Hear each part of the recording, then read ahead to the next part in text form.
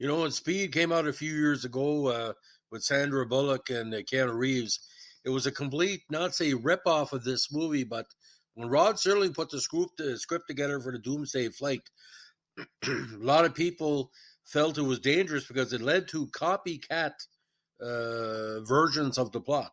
Now, the Doomsday Flight came out in 1966, written by Rod Serling and directed by William Graham. The cast includes Jack Lord, Evan O'Brien, Van Johnson, Catherine Crawford, John Saxon, Richard Carlson, and Ed Astor. The film concerns a bomb placed on an airliner and the efforts to locate it before it explodes.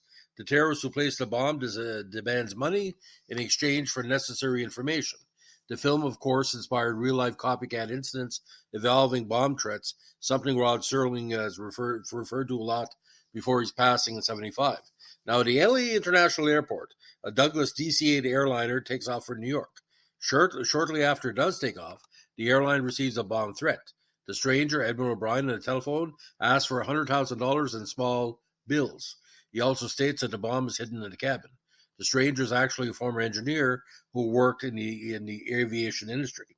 Now, the company chief pilot, Bob Shea, played by Richard Carlson, decides to warn the flight crew. He orders pilot Captain Anderson, played by Van Johnson, to circle around L.A. He also asks the flight crew to search for the bomb on board. It is revealed that the bomb has an aneroid, attitude-sensitive switch, and will deteriorate if the aircraft lands.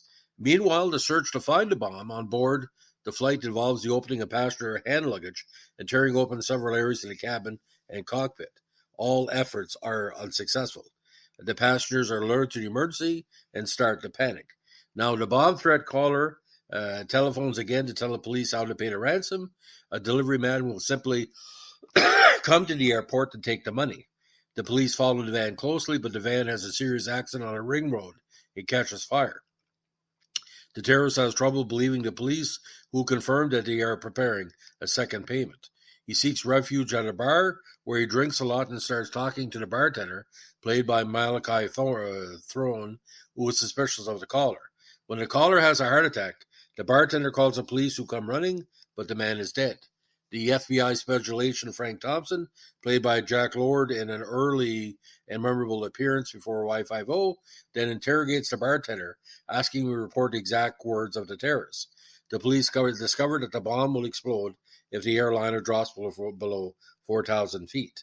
The chief pilot then decides to tell the flight crew to land the aircraft at Stapleton International Airport in Denver, whose altitude is higher and landing there will not trigger the bomb. After the airliner is safely on the ground, the flight crew meet in the airline operations room of his company. In the end, by chance, the bomb is discovered where it is least suspected, in the pilot's chart case.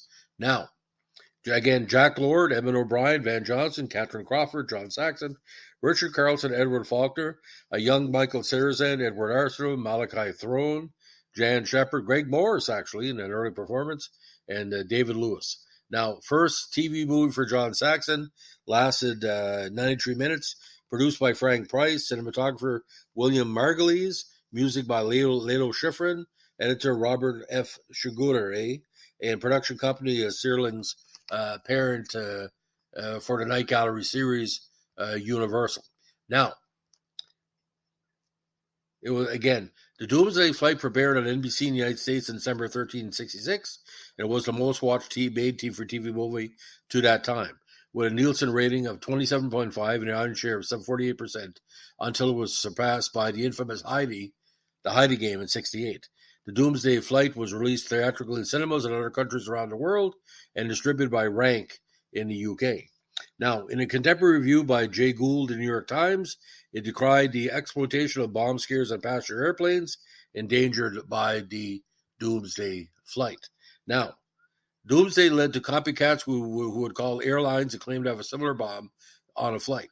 A notable attempt was the Qantas bomb hoax in 1971, when a caller claimed to have placed such a bomb. A man actually placed a bomb at the Sydney airport, leading officials to take the threat seriously and pay out $560,000 to the person. In 1971, the FAA urged TV stations in the States not to re-air the film on the basis that the movie could inspire other emotionally unstable individuals to commit the same or similar acts as the villain in the film. Thanks for listening, ladies and gentlemen. To give us a like, comment, subscribe, or share, and watch the skies. Bye.